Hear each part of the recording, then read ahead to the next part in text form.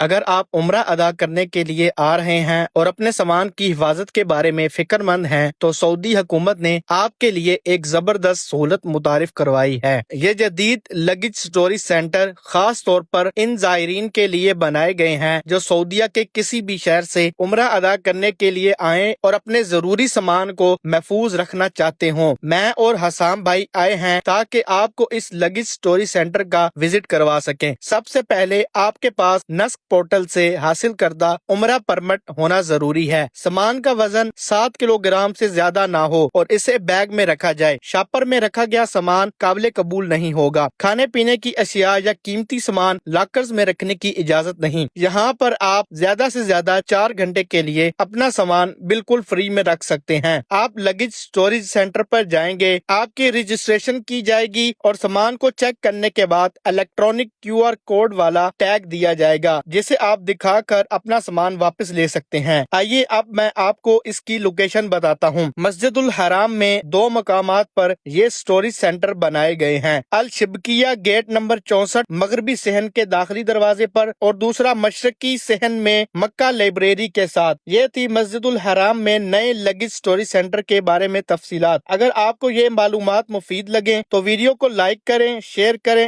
اور مجھے فالو کریں۔